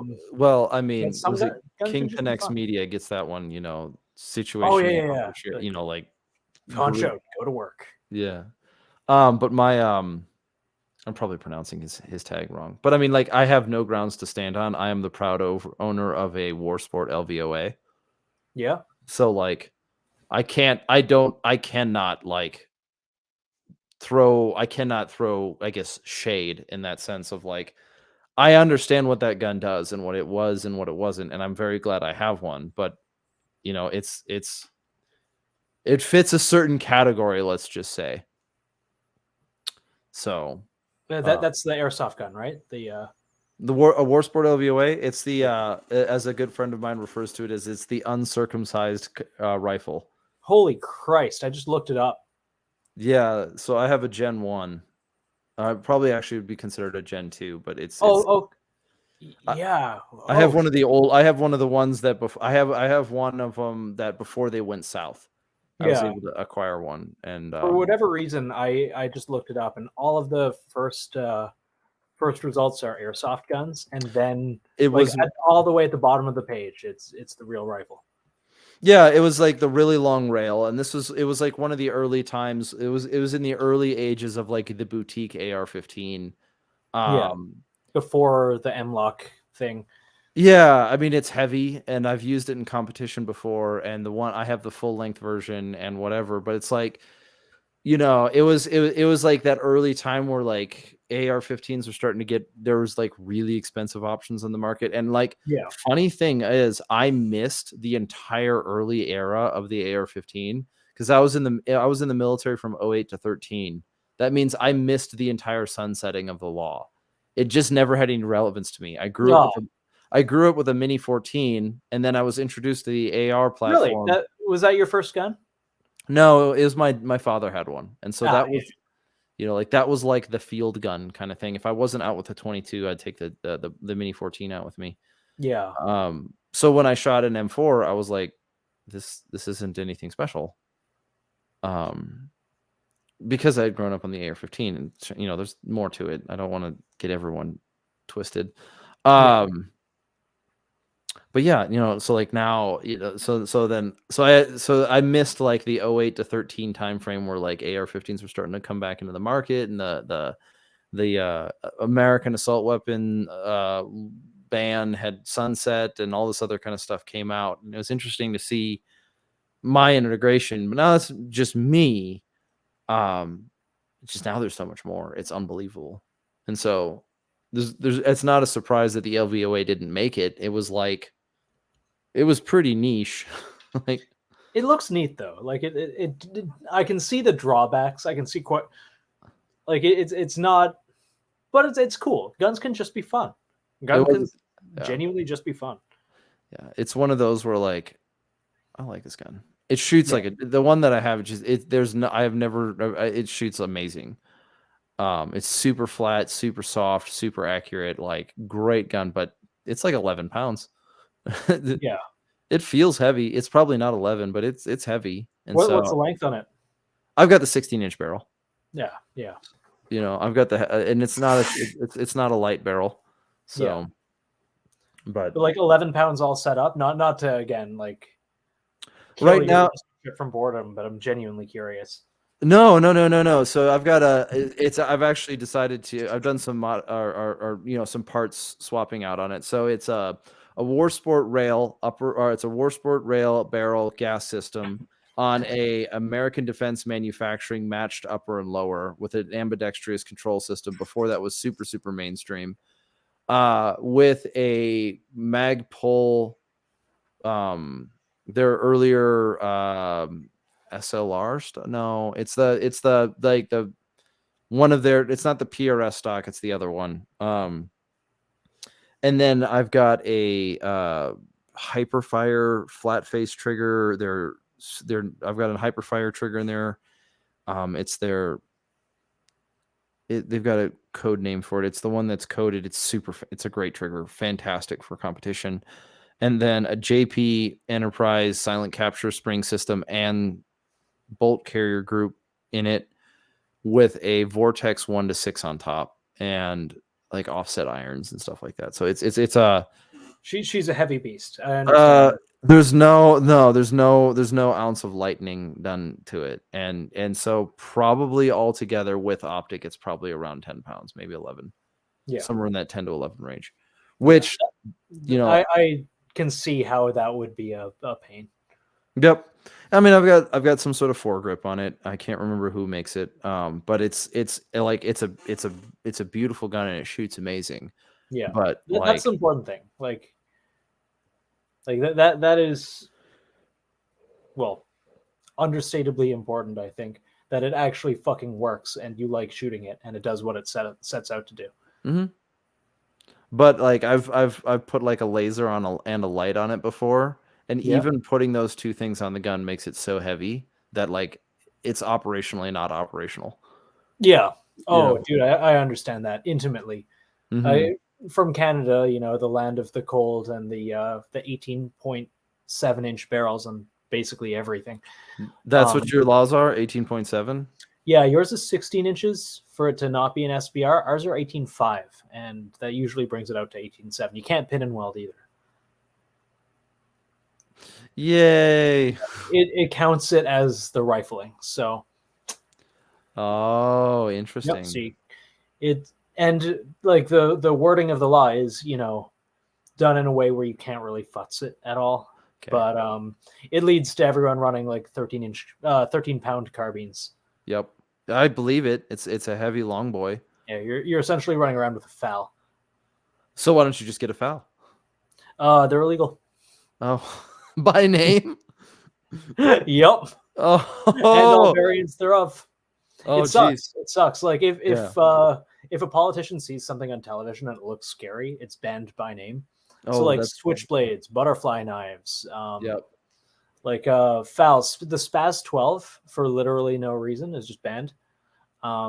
Yeah, but I don't know if I've ever seen one of those in the wild. Like that's the shotgun, the Spaz Yeah, 12. yeah. Well, it's banned because it was, I don't know, in Jurassic Park. I love this world. Oh my Yep. gosh. I love It, it, it- man. It's I so don't bad. I don't know. You can't justify it. Just fucking banned. So many Yeah. things are just banned because like it was in a movie and like a bad guy had it, I guess. Yeah, yeah, yeah. Have they specifically banned chromed out Beretta M9s yet? Because that would be that I've seen that as the bad guy gun in a couple of Well, they're, movies. they're banning all handguns. So any handgun with a barrel length of under 4 inches or 4.1 inches. It was like weirdly specific. Does one of them does somebody in behind this own a manufacturer of 4.2-inch barrels? Probably, honestly. I mean, you can still get like Glock 19s here, but Sure. they usually come with like a threaded barrel, or the barrel has been extended 0.1 of an inch or something. Um, it doesn't make any sense. Like, It is at, what it at, is. yeah, asking politicians to make laws that make sense. No, no. No, we'll get over it. Yeah. Well, that I know we've wanted to stay kind of in and out of the political frame quite a bit, and we failed miserably. But Yeah. if at first you don't succeed, try again. Yes. But I've listened to a series of your podcasts, and they range on different subjects. And some of that, like as I've gotten into doing this myself, some of that is you want to talk about what's like pertinent to the guest, and this might be a little bit of breaking the fourth wall Of of course. how this stuff goes. And there's always a balance between like how we kind of draw subjects out, and some people might put more spin or put more emphasis on it than not. So I don't want to be the agent of disillusionment, but as you've been kind of an observer both within and without the culture of gun culture, because and when I say within and without, like sometimes that's just how it goes. One you have one foot in one door, you have one foot in another door. It's like I'm curious with you, like you've got a company in Canada that makes an AR that it's called the Templar, I think, right? Or the Crusader. Yes. It's like I just it's interesting to me. I'm wondering what that's like, but at the same time, you have your foot in so many of these different places. Like, what are some of the things that you've seen that kind of tie your world and gun culture together, as in like ideas and values and characters and so on and so forth? What do you mean? I'm sorry. I just like I feel like I'm asking that a lot, and that's more a problem with me than it's a big question, and I get yeah. it, but like we've been talking about a number of things that are in many ways adjacent to what we talk about is in gun culture, and some of them are things like um the question of ethics in regards to humanhood or humanity in application to AI devices. We've talked about how how there's a certain personal responsibility for being able to evaluate information that is only further understood because of an individual's capability of understanding capacity of violence. We've talked about technology and how like um, when it comes to 3D printing, there's a certain vanity or in vain. There's a certain amount of efforts to ban the possession of firearms is in vain because of how easy it is to produce with modern manufacturing, additive or otherwise. Yeah. You've talked about how we started on maintaining a mindset, or having a set of like a mentality or perspective of how do we culturally address the ideas of demoralization and not depression, but like these are concerns. And for you, like I I've enjoyed every conversation we've had, and we've had like three of them. They're small, but Yes, I enjoyed them quite a bit. but I wanted to like kind of get to know you a little bit publicly, in the sense of how do you look, how do you see, you've got the CBRN, you got your podcast, your Yeah, art and war, I kind of inherited that name, and now I can't right? really change it. You But can't it get is what it really, is. but it is what it is, right? And then Yeah. you have the art and war podcast, and Yes. that's, and like what is what are the things that have driven you to do that more, and how have you seen it? Because like I want more of this. Brazenness is like I want more of this. Is like this is the part that I find very encouraging about gun culture, and I'm not alone in this one. And I wanted to see, like I wanted to hear from you. What is it that kind of has helped you, kind of driven you to continuously come back to producing a podcast when there are other things that we could do, but this has been something that you've been consistent on. Um, There's a couple things. If I had to distill them to the main three, mhm. it's one, the people I meet, like you, for instance, and all the great adventure were the real adventure were the friends you made along the way. If that Sure, makes sure, sense. sure. Yeah, yeah, yeah. I mean, in the words of Garand Thumb, maybe the Yes. true 50 cal is the friends we made along the way. But I've yes, I've it, quoted that a few times, so it works. It works. I like um, it. But it rings true. The people that you meet, it's unusual, especially coming from a culture where a lot of this stuff is taboo or taken for granted mhm. entirely. To meet like-minded people and a sense of community is we're hardwired for it. It's really important, and now I have that.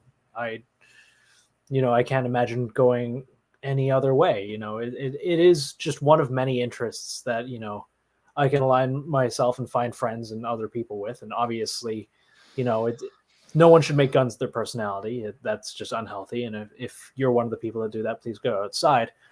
But yeah, I've made so many friends that align, and you shouldn't have to align with your friends on everything, but it does help to have a big commonality, especially if it's a severe or like a major part of your life. Um, Two is I really enjoy it. There's a reasons my job now. If I wanted to be rich, I would not be, a podcast host or a professional artist all the time. But I genuinely really enjoy what I do. I enjoy the conversations that I have. I enjoy conversations like this that force me to think about things.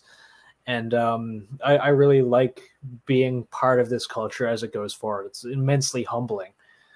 And really rewarding. Like people message all the time. They say like, "Hey, I listened to this, and I didn't think about it this way. What's your input?" Or like, "Hey, you got me back into the gym," or "Hey, because of this, I'm going to start training," or so and so. We get messages like that genuinely every day, and it is rewarding.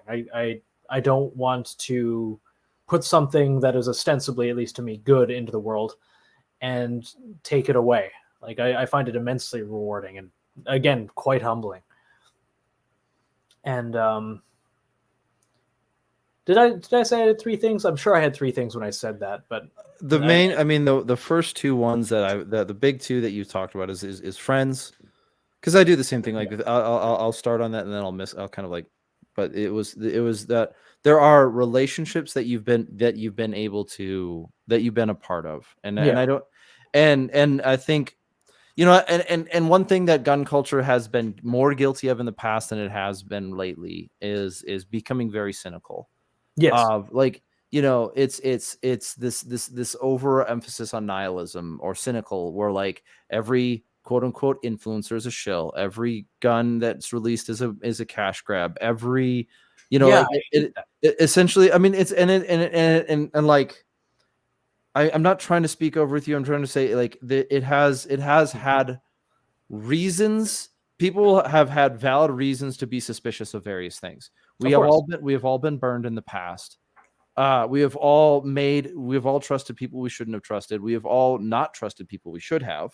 yeah, We've all done these kind of things. And so there is a certain amount of cynicism that I want to get ahead of, is that like all friendships are purely motivated by clout chasing self-interest. This is the everything at SHOT Show is a name drop criticism. And it's like, look, there are people who name drop things, and there are people who are genuine. Those are two different categories. yeah, But so you talked about friends, like the friend relationships and the friendships that you've built, both, I would assume both public and private. And then also, um, and then the second one is a sense of like camaraderie, I guess. yeah.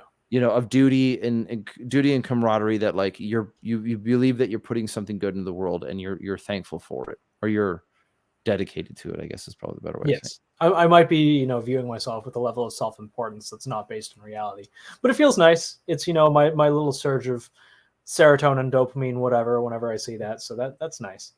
it. I mean, there is something to be said of knowing. I don't know. Maybe there's this kind of principle that's even in the New Testament, where it's like, don't let them see you praying in public. And I know theologians will have some levels of discussion over what that entails, whether it's what's its cultural relevance at the time of writing versus now. And so oftentimes it's, though, it's distilled into this sense of like, there's a difference between doing something good, quote unquote, for perception, and doing something good for genuine intent. Yeah. And it's sort of like, don't let your desire for reputation get in front of your feet. Yeah. So, like, I mean, I can even say, like, I have taken encouragement from listening to you in the Oh, past. that means a lot. Thank you. It's one person. There we go. A little ding, serotonin. So, it's consistent, but I am thankful for it. Yeah, and All. likewise. Mhm. I really appreciate, like, it is, again, very humbling to get to talk to you and have these experiences, and get to come on shows like this. I really appreciate it.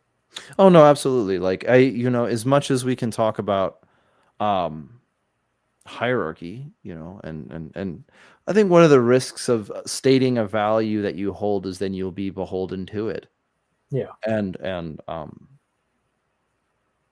it kind of goes like this, like, we've all had conversations regarding gun culture in the past, and whether or not as we said earlier, as I know we were talking kind of briefly about it before all of this started, was there is some, one of the contributions that the Art and War podcast brought to the community is in some sense this is where we get the idea of like first, second, third generation gun culture, of like 1.0, 2.0, 3.0, 4.0, whatever, right? That this has come up before, whether it was a guest or you, in sense of facilitation. Like, that's something that was a good that was done. Yeah. And I'll say it's a good that was done, is like conceptualizing it something, and in the end, we're all really in this together. Yeah. Um, We are. And so that's something I really don't like, when the community, whatever you define the community as, decides to pick on each other for uh perceived differences in opinion over gear, or other things that really don't matter, as opposed to dealing with the issues at hand. yeah, I think you can use it as a distraction. I agree with you there, as in, like, we all kind of know, and I'm guilty of it too. So there's a certain level of that, but Yeah, like, I think we all are.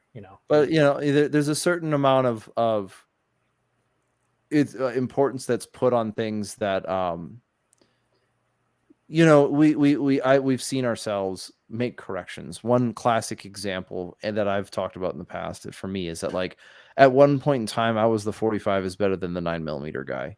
I don't think that phase lasted very long, but Yeah. and I get to say that with the glory of retrospect. But there was a time where I was that person, like, oh, 9mm for weak people. Yeah. Everyone should carry a 45, and now I'm like, I don't even own a 45. The Ah, only the only 45 that I own is a 45 long Colt. It's a Schofield replica. So, that's kind of awesome, though. That's actually really cool. I like Schofields. They're a vibe. Very it's Peaky Blinders. the Weebly is the British version, the British top break, but the Yeah. Schofield was the Western. I didn't finish Peaky Blinders. I only watched like the first, Yeah. the Oh, second. yeah. Speaking more to like the era and what it reminds me of, as opposed to Exactly. Yeah. yeah, Red Dead Redemption 2. Exactly. Yes. Yeah. I mean, it's the same vibe. Definitely, like, it is kind of the one of the most used handguns in that game for sure. At least Yeah. once I got it, I never used anything else because I had one, so fine. Yeah. Um, but yeah, no, it is like, I'm guilty of doing that, of getting caught in the weeds and missing the bigger picture. But we're there is a reality of saying, yeah, yeah, we're growing up and we're doing it well, and Yeah. it's odd, but it's good. But it's good, and that's the big thing. Hmm. Well, hey, it's we're right about at the 2 hour mark, which is kind of the it's, you know what I mean? Like it's convenient. Where'd We the tend time go? I know, right? Yeah, Well, also like these conversations usually like it usually takes us about 2 hours to get into a really good talk, and so I'm really glad that you came on. And yeah. and remember, like we should have you on again. I'd love Well, yeah, to, I'd love to, and likewise. and I'd like to do something with you guys on your show and do Yeah, more. It's great, and it's like I look forward to it. I look forward yeah, to our future conversations going yeah, forward. and So. we'll hang out next shot as well. I think. Oh, for sure. Well, Yeah, I'll probably be there next year. yeah. So, Providing the aliens haven't turned us into protein paste by then. So, oh no, don't go down that road. or the terrible ecological disasters in the United States continue, or I don't know, North Korea. Well, who knows? Who cares? Whatever. insert I'll in. be in the wasteland. Yeah, I mean, even then, that would be the best thing to do. Is like we just Shot Show becomes like the one, like the mecca of the world. It's like Yes. every the only people who survive the apocalypse are all the gun culture people, and so there are no more borders on the West. But every year, like some weird cult, there's two groups of people that are fighting each other. There's Yeah. there's the cult of the golden keyboard, where the high priest doesn't, is the only one who knows what the keys mean, and so he's got the last working computer. So, oh, great priest, what is the question? And he just starts typing away, and then it's literally just like Wikipedia. That's all he has, and so that's how they start answering. Versus like the other survivalists who are like, every year they make the great pilgrimage to, you know, Just the remains of the Sands Convention Center, and we have yeah. like, oh, that's so bad. It's so bad. All right. Well, before our fictional apocalypse ends, We'll get ChatGPT to write a fan fiction about this. you can do that. I don't want to be on ChatGPT's radar. I may not know where it is, but it knows where I am. Yes, no, it's the real ChatGPT was the one inside us all along. Oh, that is a can of worms that will not be opened in this duration. All right. So, where do people find you? Where do they follow you if they haven't listened to your show in the past and now they want to because this great conversation? And that's not meant to be condescending, although it sounded like it. No. You're fine. You're How fine. do people find you? Where's the best way to follow? If you're shadow banned, how do we get around the shadow banning? Go. So I run a podcast called Redacted. You can find us on Spotify and YouTube, which is probably where you're watching this right now. RedactedLLC.com. That is me. I'm so sorry. I've been waiting to do that bit this entire time. Okay. You are the true Redacted. I'm just the meat puppet. Yes. No. You're a ChatGPT copy that you're deep faked. I have a podcast called Art and War. It's my producer and I don't want to say we have a podcast. My producer, BR, who's excellent and a former British escapee, now lives in a.